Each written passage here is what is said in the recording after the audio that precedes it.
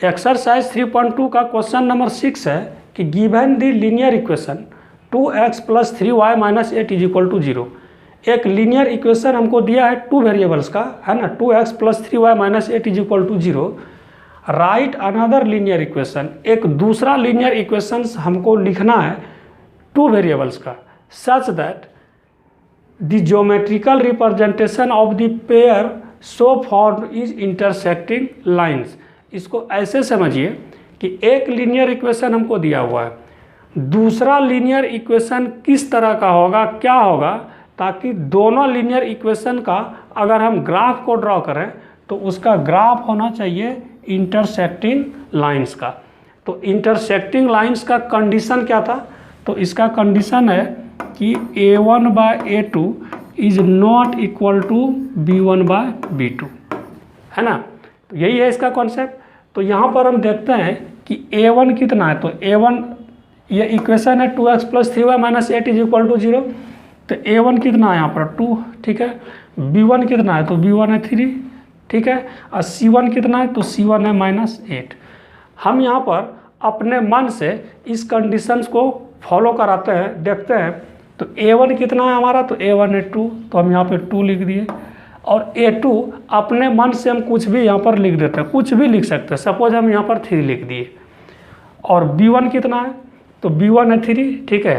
तो b1 यहाँ पर हम लिख दिए 3, ये तो दिया हुआ हमको ना फर्स्ट इक्वेशन में। तो अब b2 का हम अपने मन से सपोज कि यहाँ पर हम 5 लिख दिए, तो यहाँ पर हम लिख दिए 5, ठीक है। तो अब यहाँ पर ये देखिए, तो ये दोनों इक्वल है क्या, नहीं है। लेकिन c1 क्या है यहाँ पर -8, c1 हम c2 हम अपने मन से यहाँ पर -7 डाल दिए, ठीक है। तो अब जब ये था कि a1 = 2, b1 = 3, c1 = -8, तो इसका इक्वेशन कैसा था, 2x + 3y - 8 = 0। तो उसी तरह से यहाँ पर a2 तो हम यहाँ पर a2 तो यहाँ पे 3 लिए थे ना, ठीक है। तो अब हमको इसका इक्वेशन लिखना है। तो इक्वेशन क्या होगा, तो इक्वेशन हो जाएगा 3x + 5y - 7 = 0, ठीक है। यहाँ पे देखिए जैसे a1 2 है, तो ये यहाँ पर है ना 2, b1 3 है, तो 3y, c1 -8 है, तो -8। उसी तरह से था यहाँ पर कि a2, तो a2 3 है, तो यहाँ पर 3x, b2 5 है, तो 5y, और c2 -7 है, तो -7, है ना। तो इस तरह से ये एक इक्वेशन हो गया। एक ये इक्वेशन जो कि अभी इसको लिखे। अब फर्स्ट में इक्वेशन ये है, इस दोनों इक्वेशन का अगर हम ग्राफ ड्रॉ करें तो इसका ग्राफ जो है वो इस तरह से होगा ग्राफ कि कहीं ना कहीं एक दूसरे को इंटरसेक्ट करेगी। तो ऐसा नहीं कि इसका आंसर यही होगा, इसका आंसर और भी हो सकता है, बहुत सारा इसका आंसर हो सकता है। एनसीईआरटी में हो सकता है कुछ और हो, दूसरे बुक में कुछ और हो, कोई और सॉल्व करेगा तो उसका भी आंसर हो सकता है कि डिफरेंट आ जाए। तो क्वेश्चन नंबर 6 का सेकंड है कि given the linear equation 2x + 3y - 8 = 0, right another linear equation in 2 variables such that the geometrical representation of the pair so formed is parallel lines. तो जिस तरह से 6 का क्वेश्चन नंबर 1 था कि एक लीनियर इक्वेशन हमको लिखना है ताकि दोनों इक्वेशन का हम ग्राफ को ड्रॉ करें तो इंटरसेक्टिंग लाइन हो जाए। तो यहाँ पर है कि दोनों इक्वेशंस के ग्राफ को अगर हम ड्रॉ करें तो उसका ग्राफ कैसा होना चाहिए, तो पैरेलल लाइंस का ग्राफ होना चाहिए। तो पैरेलल लाइंस का ग्राफ होने के लिए कंडीशन क्या है, तो इसका कंडीशन है कि a1/a2 is equal to b1/b2 is not equal to c1/c2, ठीक है। जब ये होगा तब हम कहेंगे कि जो ग्राफ है दोनों इक्वेशन का उसका कैसा ग्राफ होगा, तो पैरेलल लाइंस का ग्राफ होगा। तो यहाँ पर a1/a2, तो a1 कितना है, a1 है 2, ठीक है। और a2 तो यहाँ भी क्या करेंगे कि हम अपने मन से यहाँ पर a2 का सपोज कि हम यहाँ पर 4 दे दिए, तो यहाँ पर a2 हम 4 लिख देते हैं, ठीक है। फिर इज इक्वल टू, अब b1 कितना है, तो b1 है हमारा 3, तो यहाँ पर हम लिख दिए 3, ठीक है। अब रेशियो को हमको इक्वल करना, तो ये 2/4 है, तो इसको अगर हम कैंसिल कर दें तो कितना 1/2 हो जाएगा। इसका मतलब यहाँ पर हमको 6 देना होगा, ठीक है। तो ये दोनों रेशियो तो इक्वल हो गया, है ना। अब फिर है C1 कितना है, तो -8, तो यहाँ पर हम दे दिए -8, और नीचे जो है हम यहाँ पर इसको दे सकते हैं -5 दे दिए। तो ये भी तो इक्वल नहीं हुआ। जैसे ये दोनों इक्वल है ना, A1/A2 = B1/B2, तो ये दोनों तो इक्वल है, लेकिन C1/C2 सॉरी ये दोनों तो इक्वल नहीं है। तो अब क्या करेंगे कि A2 तो हम 4 लिए थे, और B2 कितना लिए 6, और C2 कितना लिए -5। तो अब इसका इक्वेशन लिखेंगे, तो इक्वेशन क्या होगा, तो इक्वेशन होगा इसका 4x + 6y, है ना, और -5 = 0।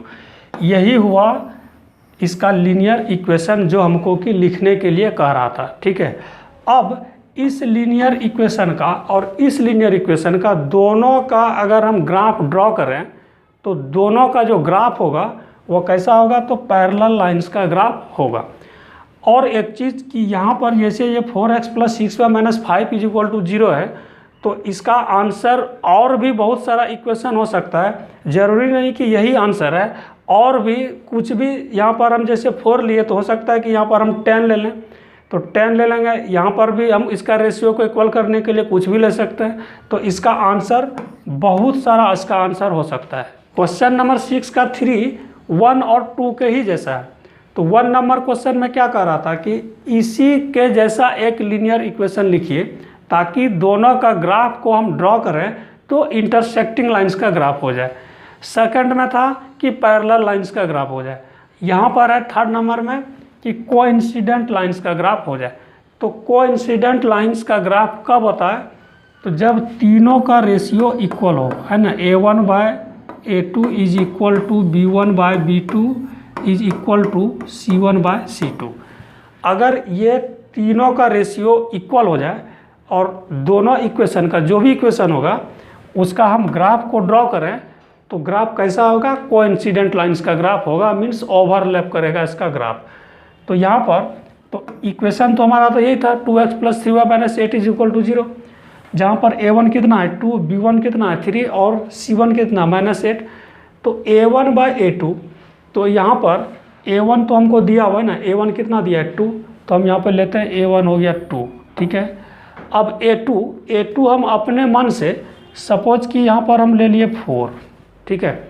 A2 4 लिए, तो हम यहाँ पर लिख देते हैं 4 = B1। तो B1 कितना है, तो B1 है 3, तो इसका रेशियो कब इक्वल होगा, तो यहाँ पर हम 6 देते हैं, तो रेशियो इक्वल हो जाएगा, क्योंकि इसको हम कैंसिल करेंगे हाफ, इसको भी कैंसिल करेंगे तो हाफ, तो ये दोनों रेशियो तो इक्वल हो गया। अब इसका C1/C2 देखते हैं, तो C1 कितना है, तो -8, ठीक है। तो = यहाँ पर -8, और यहाँ पर भी हम लिख देते हैं -16।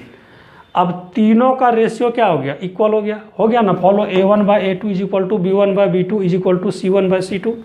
तो यहाँ पर तो A2 तो हम 4 लिए थे, है ना, और B2 कितना है 6, तो यहाँ पर हम लिख देते हैं 6।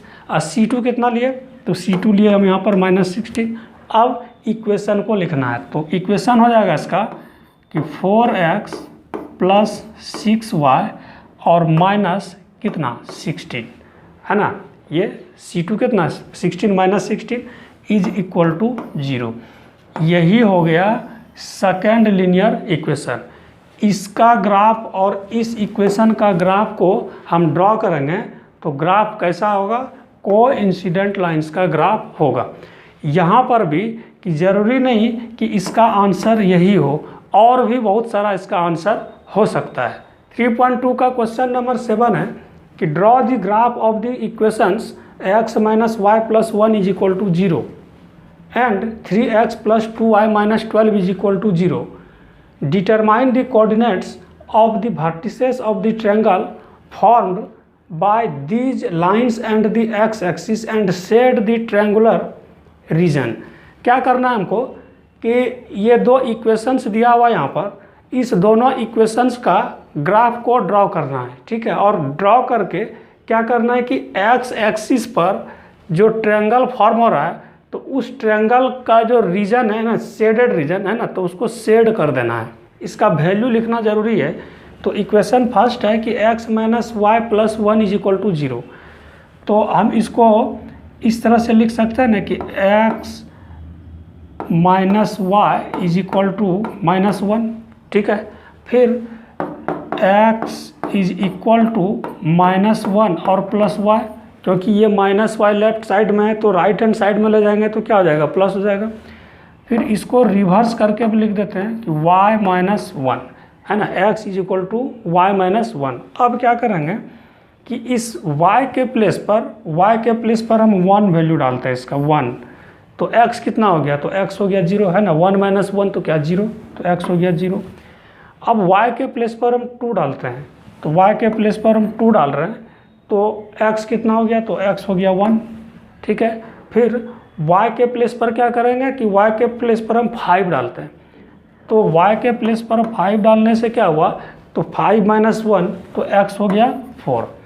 अब इस सेकंड इक्वेशन को हम इसको पहले सिंप्लीफाई करते हैं। तो जैसे कि यहाँ है 3x plus 2y is equal to 12, ठीक है। तो क्या करेंगे कि x को हम सब्जेक्ट बनाते हैं, तो इसको हम ये तो लिख ही सकते हैं ना कि 3x is equal to 12 minus 2y। अब यहाँ पर क्या करेंगे कि हम इसमें वैल्यू डालते हैं, तो y का वैल्यू हम लेते हैं 0, ठीक है। तो y का वैल्यू अगर हम 0 लिए तो कितना हो गया, ये 3x इज इक्वल टू 12 तो x इज इक्वल टू 4, ठीक है। अब यहाँ पर क्या करेंगे कि y का वैल्यू हम 3 लेते हैं, तो 3 लेंगे तो 3 2 जा 6 और 12 माइनस 6, तो 12 माइनस 6 कितना 6 और 3x इज इक्वल टू 6 तो x इज इक्वल टू 2।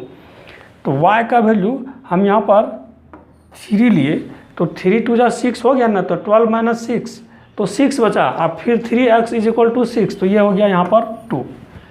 फिर क्या करेंगे कि अब यहाँ पर 6 लेते हैं, y का वैल्यू हम 6 ले लिए, y का वैल्यू 6 तो 6 2 जा 12 तो 12 माइनस 12 कितना 0 और 0 बाय 3 तो ये भी कितना हो गया 0। अब इस दोनों इक्वेशंस के ग्राफ को हम प्लॉटिंग करते हैं इस पर। तो फर्स्ट है x minus y is equal to -1, तो इसका कोऑर्डिनेट है x इज इक्वल टू 0 और y इज इक्वल टू 1। तो x इज इक्वल टू 0 कहाँ, यहाँ पर है, ठीक है। अब y इज इक्वल टू 1 यहाँ पर, तो इसका जो कोऑर्डिनेट होगा ये 0 और ये 1। सेकंड कोऑर्डिनेट है x इज इक्वल टू 1 और y इज इक्वल टू 2, तो x इज इक्वल टू 1 और y इज इक्वल टू 2, तो ये यहाँ पर होगा 1 और ये 2। थर्ड कोऑर्डिनेट है इसका x इज इक्वल टू 4 और y इज इक्वल टू 5, तो x इज इक्वल टू 4 और y इज इक्वल टू 5 कहाँ पर है, तो ये यहाँ पर है ना, x इज इक्वल टू 4 ये और y इज इक्वल टू 5, तो 4 और 5। अब क्या करेंगे कि इसके लाइन को हम ड्रॉ कर देते हैं, तो लाइन को ड्रॉ करने से कुछ इस तरह से होगा। इसके लाइन को हम ड्रॉ कर देते हैं यहाँ पर,